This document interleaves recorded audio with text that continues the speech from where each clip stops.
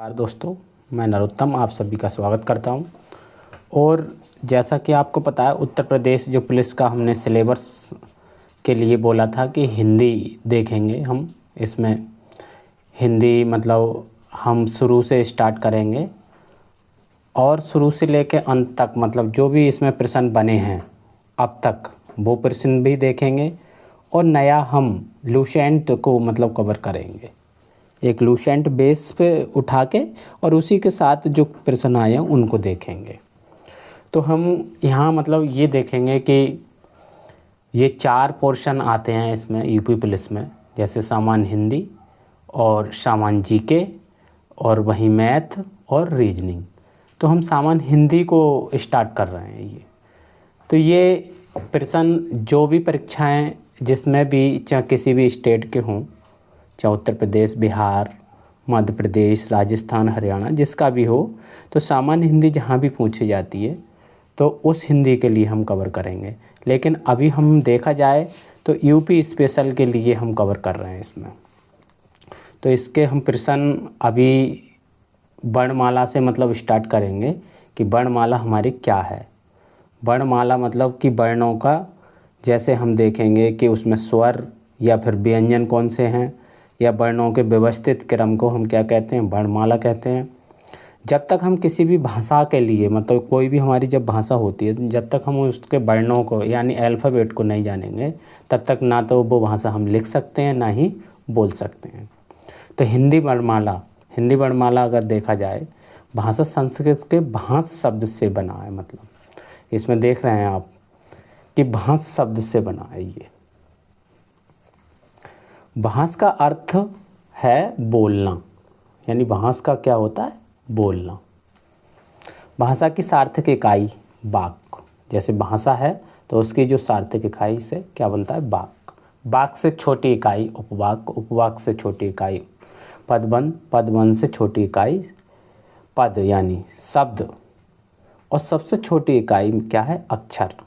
और अक्षर से भी छोटी ध्वनि, जो हम बोलते हैं ध्वनि। तो अगर हम देखना चाहें यहाँ से या देखें तो भाषा की सबसे छोटी इकाई क्या हो जाएगी, ध्वनि या फिर वर्ड। जैसे एक एग्जाम्पल देखें, राम शब्द में 2 अक्षर हैं।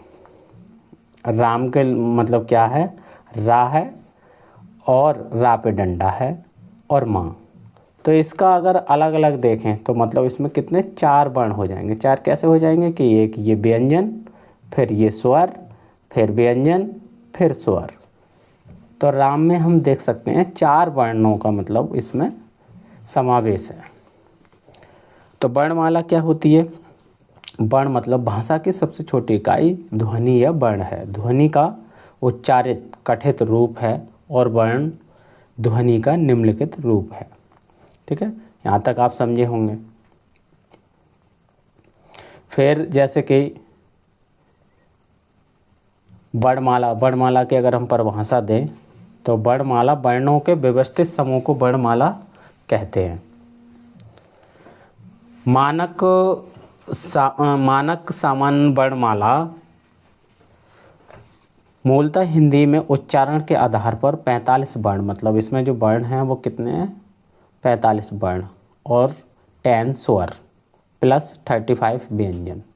एवं लेखन के आधार पर, अगर इसमें जैसे हम मानक हिंदी वर्णमाला में अगर देखें तो जो उच्चारित मतलब हम किसी भी शब्द को जब उच्चारण करते हैं तो उच्चारण में मतलब कितने आधार पर इसको बांटा गया है, तो ये कितने 45 वर्ण।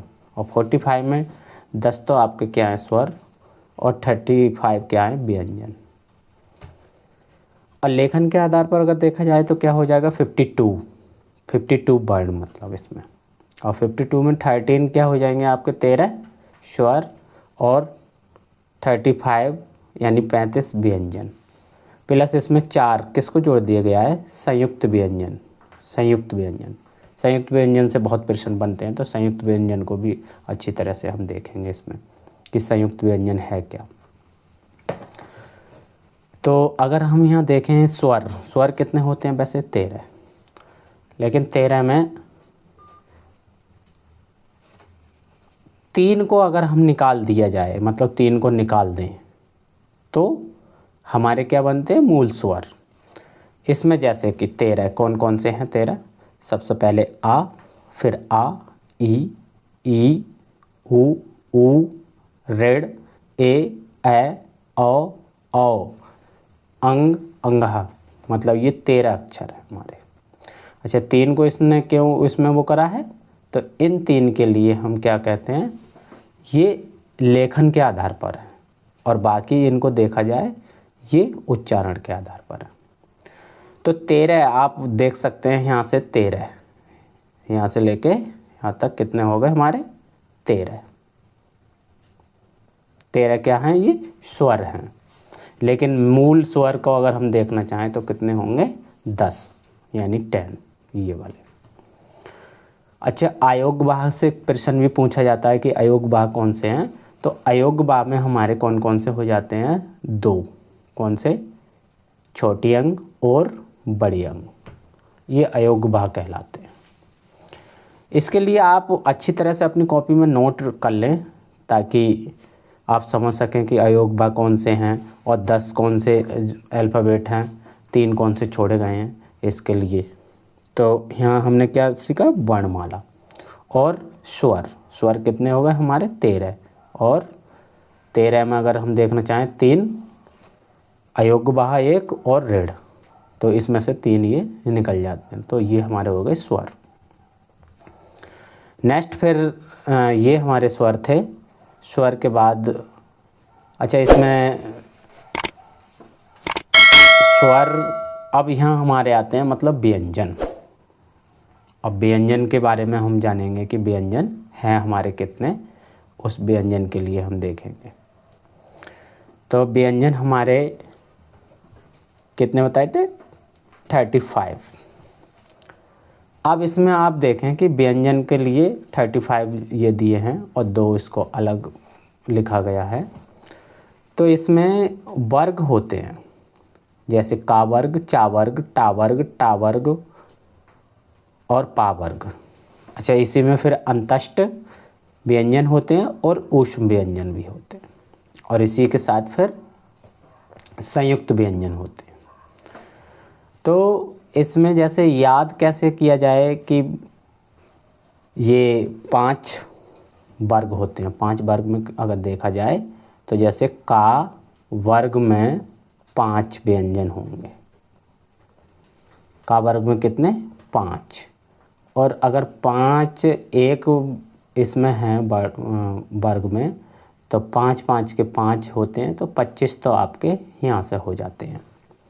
ठीक है, तो इसमें 5 5 का ये समूह है। और 2 गुण व्यंजन, 2 गुण मतलब ये 2 गुण प्रदर्शित करते हैं, जैसे डा और डै और ढा ढै, मतलब ये क्या करते हैं, आपके 2 गुण व्यंजन होते हैं, इसमें 2 गुण पाए जाते हैं। और यारला बा, ये अर्ध स्वर में इनकी गिनती भी की जाती है, अर्ध स्वर यारला ब। तो यहाँ 25 यहाँ तक हो जाते हैं। 25 कहाँ तक हो जाएंगे, यहाँ तक 25, और 25 के साथ 2 और हैं, तो कितने, 27 अगर देखना चाहें। अंतस्थ व्यंजन, कभी कभी प्रश्न पूछा जाता है कि अंतस्थ व्यंजन कौन से हैं, तो अंतस्थ व्यंजन कौन से होते हैं, य, रै, ल, बा, ये अंतस्थ होते हैं। और ऊष्म व्यंजन, ऊष्म के लिए देखें तो ऊष्म व्यंजन मतलब हमारे कौन कौन से हैं, स, हा, ये ऊष्म व्यंजन है। और संयुक्त, ये कौन से थे हमारे, ऊष्म व्यंजन। और यहाँ पे संयुक्त व्यंजन, अगर संयुक्त व्यंजन को देखें तो 4 हैं हमारे, कक्ष वाला छ, त्रय, ज्ञ और श्रय। इनके लिए विशेष ध्यान रखना, जैसे क्या से क्या बनता है। यहाँ देखें कि जैसे आपके पास देखा जाए तो अगर ये वाला कक्षा वाला छ है तो इसको किस किस से मिला के बना है, कै कैसा आधा, और प्लस से कैसा है पूरा, तो इसको मिला के ये बनता है कक्षा वाला छ। फिर हमारा आता है तिरा, तो तिरा किस किस को मिलाकर बना है, तय मतलब व्यंजन, ये व्यंजन है, और व्यंजन में अगर हम स्वर जोड़ दें तो ता हो जाएगा, तो पूरा क्या आएगा यहाँ रा। तो ता किस किस से मिलके बना है, त्रा, ता और रा से। फिर है आपका ज्ञा, तो ज्ञा किस किस को मिलकर बनता है, जय प्लस इया, जय प्लस इया को मिलके क्या बनता है आपका, इया। यहाँ से क्या है ये इया। फिर स्रा, स्रा में क्या क्या है, स्रा में देखेंगे सा प्लस रा, ये 4 व्यंजन हैं, 4 कौन से संयुक्त व्यंजन हैं। तो इनको ये काफ़ी परीक्षा में पूछे जाते हैं, बार बार पूछे जाते हैं, तो इसको विशेष ध्यान रखना है। आप अपनी कॉपी में ज़रूर लिखें इनके लिए। कॉपी में जब लिखेंगे, जब कोई भी चीज़ हम 3 से 4 बार अपने कॉपी में अगर लिख लेते हैं तो वो हमें याद होती है। जब भी एग्ज़ाम में पूछा जाएगा तो आप तुरंत क्लिक, मतलब जो क्लिक करने वाले ऑप्शन वाला कोई वो होगा तो आप उसको आसानी से कर सकते हैं क्लिक। तो हमने अब तक क्या देखा, स्वर, और स्वर के साथ कुछ व्यंजन के लिए। अच्छा, व्यंजन के हम परिभाषा अगर हम देखना चाहें, स्वर की सहायता से बोले जाने वाले वर्ण व्यंजन कहलाते हैं। स्वर की सहायता से मतलब स्वर अगर नहीं होंगे, स्वर मतलब जो होते हैं, स्वर की सहायता ही हमें मतलब क्या व्यंजन के लिए बोलने के लिए प्रेरित करता है। अब इसमें व्यंजन, स्पर्श व्यंजन, हम बाकी आगे को देखेंगे कि स्पर्श व्यंजन कौन से हैं, सैघोष कौन से हैं, अघोष कौन से हैं, अलप्राण, महाप्राण, ये सभी, या नासिक कौन से हैं। अगर थोड़ा यहाँ आप देखना चाहें कि कंठ से कौन से बोले जाते हैं, तालु से कौन से बोले जाते हैं, मूर्धन से कौन से, और दंत से, ओष्ठ से, तो आप थोड़ा ट्रिक के लिए यहाँ से देख सकते हैं। हमारी ट्रिक क्या है, के टी एम दा, के टी एम दा। तो के टी एम सबसे पहला जो का वर्ग होगा, ये कौन सा पहला कौन सा है, का वर्ग, और फिर कौन सा है, चा वर्ग, फिर टा वर्ग, ता वर्ग और पा वर्ग, यानी 25 ये जो अक्षर हैं इनके लिए किससे बोला जाता है। तो ये का वर्ग के सब किससे बोले जाते हैं, कंठ से। ये का वर्ग के ये सब कंठ से बोले जाते हैं।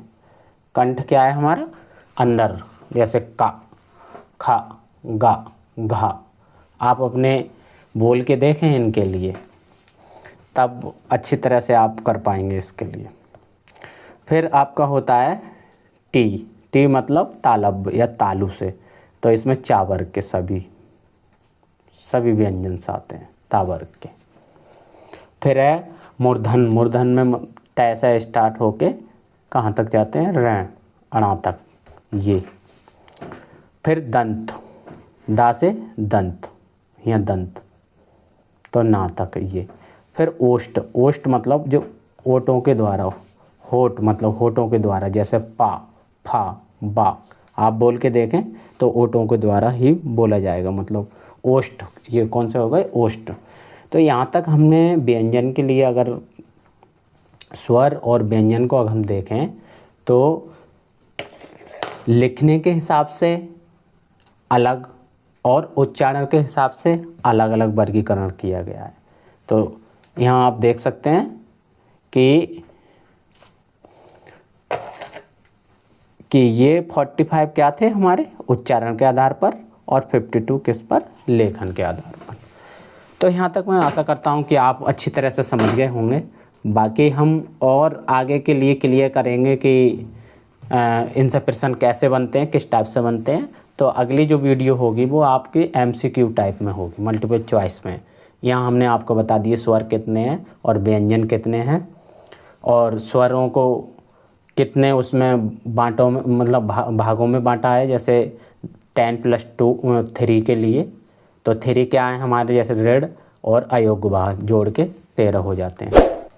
तो मैं आशा करता हूँ कि आप अच्छी तरह से अब हिंदी मेरे इस चैनल से मजबूत कर पाएंगे, क्योंकि मैं बारी बारी से एक एक चैप्टर और प्रश्न आपको प्रोवाइड कराता रहूँगा। Thank for watching this video.